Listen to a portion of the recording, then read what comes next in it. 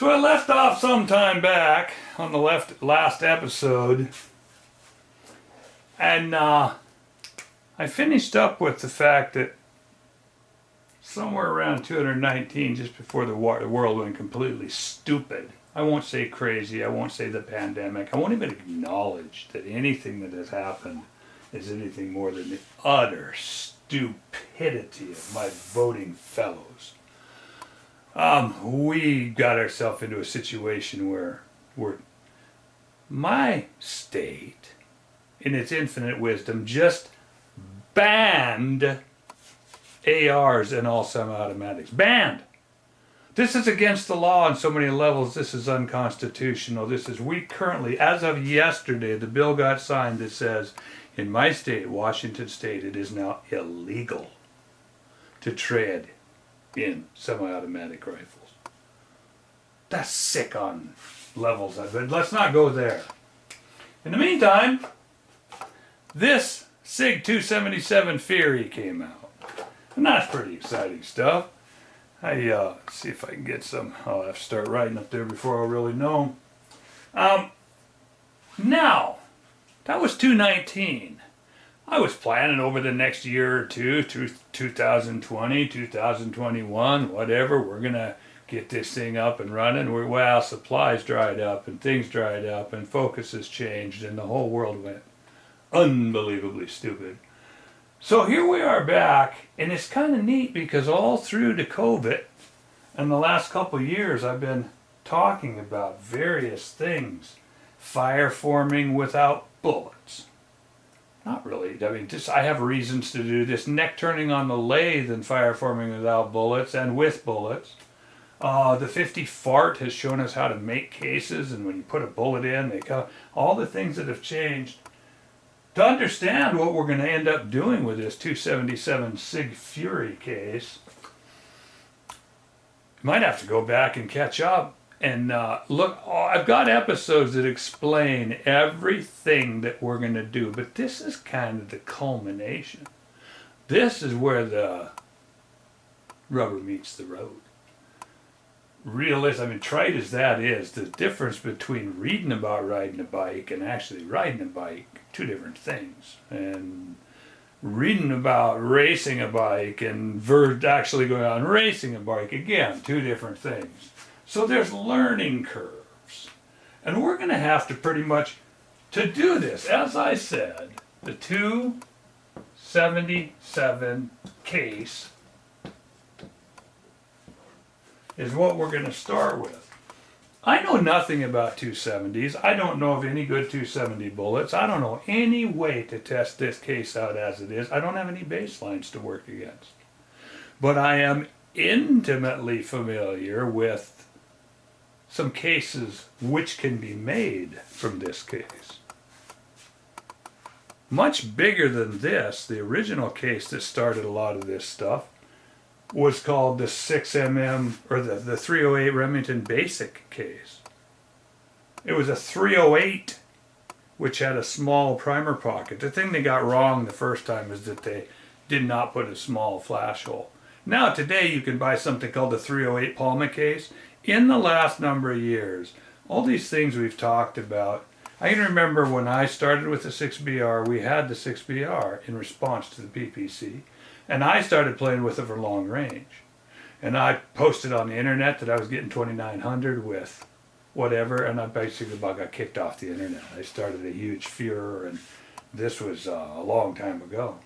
So this went crazy, and now that has become accepted that you can do it, and you can even increase that a little bit if you blow the case forward. And so that was the first, and then the world blew up. People started listening to this, and now we've got a 6.5 Creedmoor that has come out since then, based on the things we're talking about today. The case did not exist. We needed a shortened 308 case, necked down to the, in this case they chose to go with 6.5, which has the small flash hole and the small primer and the tough brass.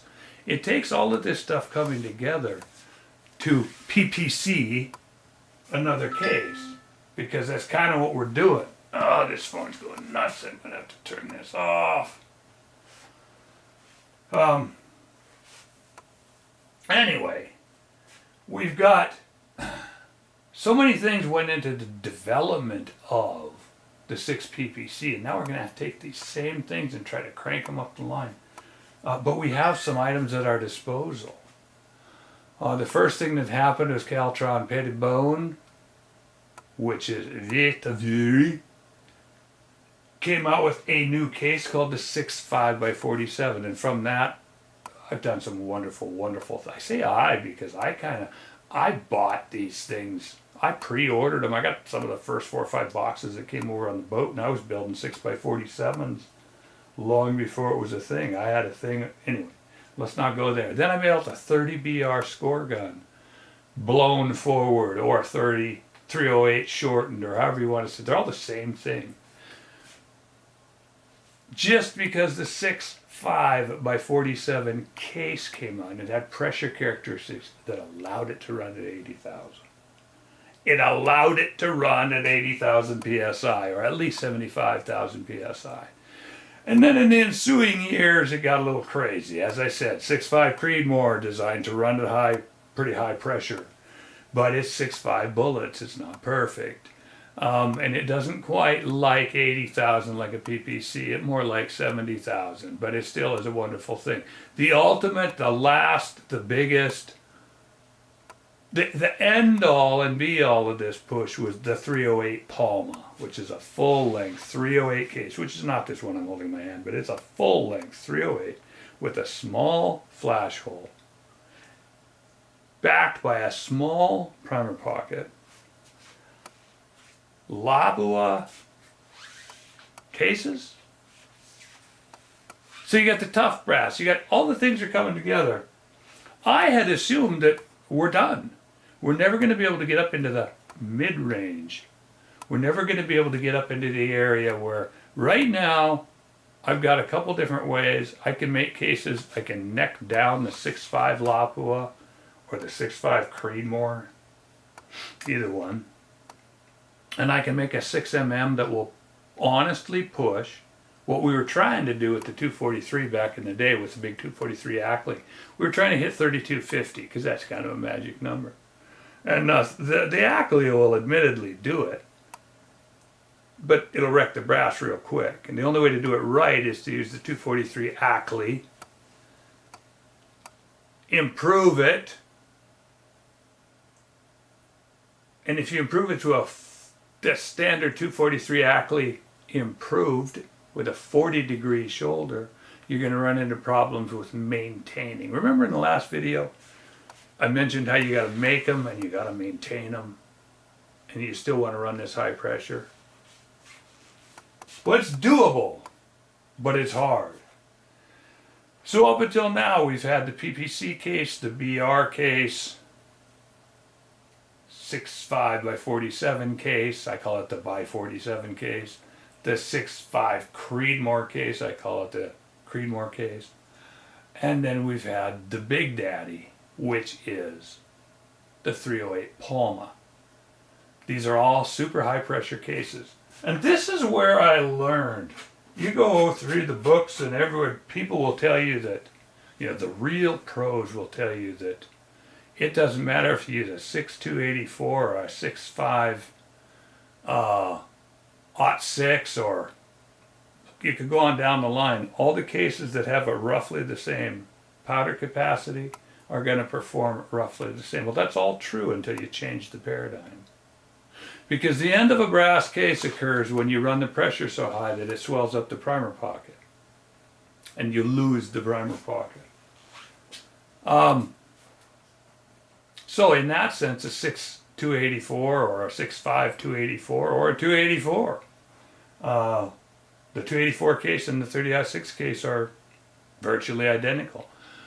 But this little guy, this is still a 277 case, but it's half the size of a 270 Winchester, and it's already been proven that it's a Winchester eater.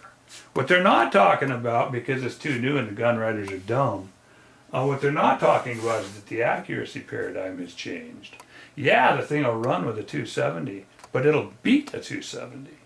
in the same sense that a 6BR in the real world will beat a 243 Ackley. Now to make that, the 6BR case will, to really make it beat the 243, you need to blow it up, turn it into a 6-dasher. But the point is, we've got limited cases to start our stuff with. In this case, this 277 Fury case resets the bar. If it does what it says. It makes this little short case perform like a big old 270 Winchester because of the super high pressure. But now that the case is here, we're in a position where we've got to make cases.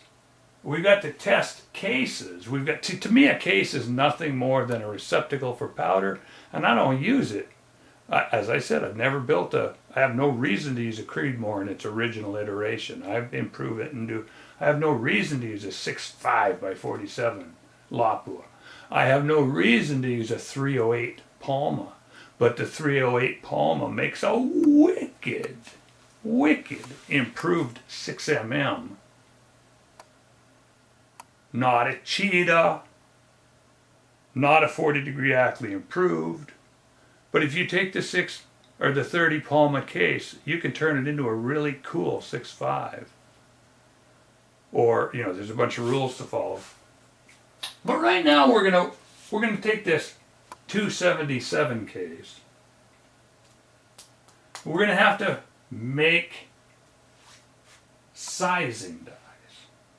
Take this 277 case and we're going to make and retaper and modify sizing dies. And I'm going to show you them. I'm going to show you the changes in the case as we change it to something that we can baseline.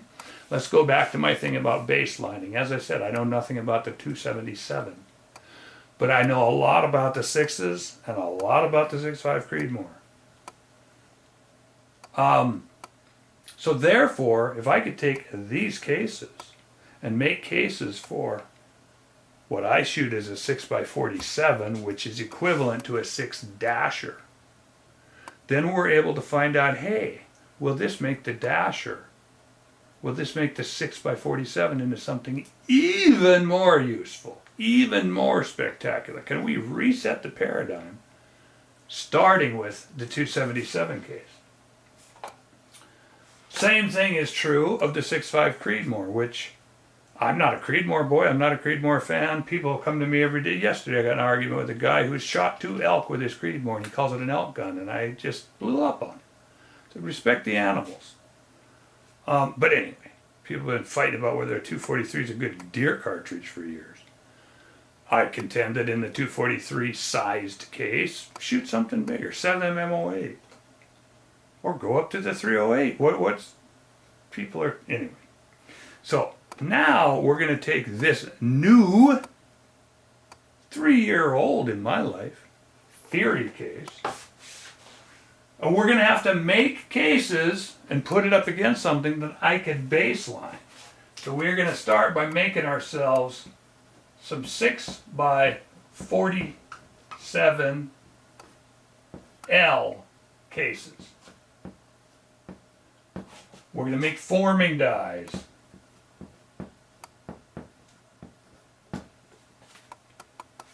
So that we can form these down so they're no longer 277, but we can use the case to form something that's known. I have a dozen 6 by 47 cases. Most of my 600-yard work has been done with the 6 by 47 Lapua, which is built off of a 6.5 by 47 Lapua base case.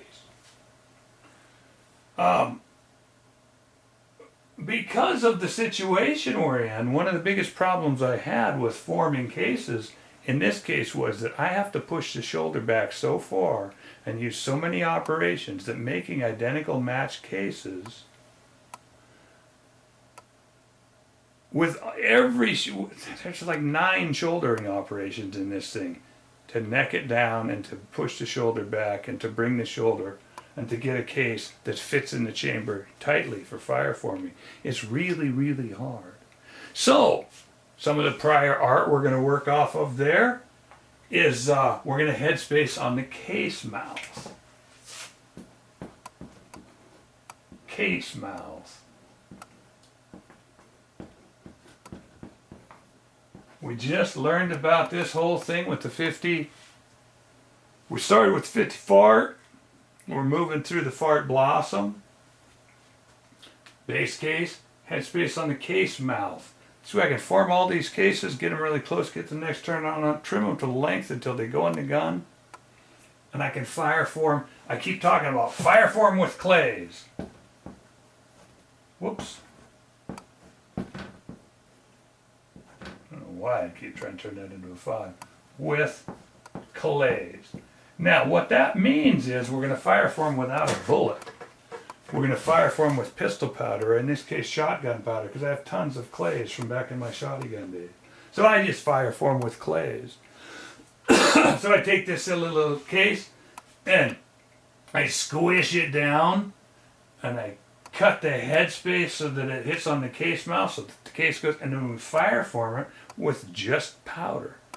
Pop it out to size.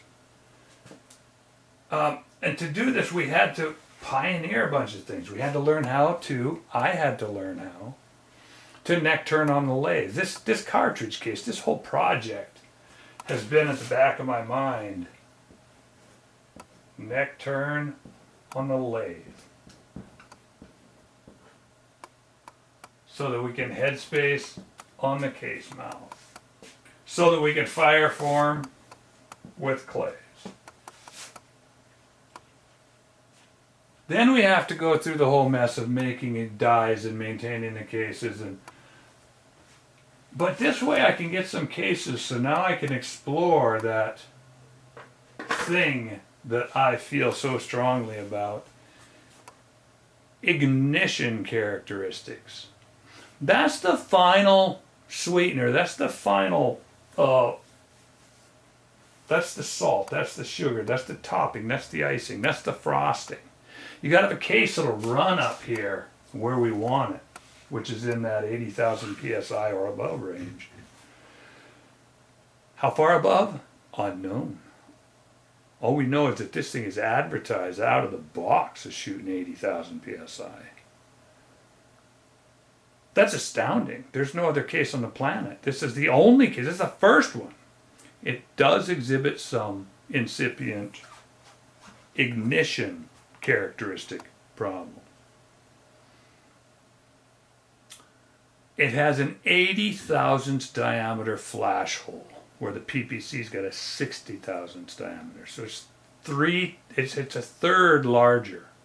It's also a bigger case, so it could probably use, I would prefer to see it with something like a 70 thousandths diameter flash hole. It's a big primer.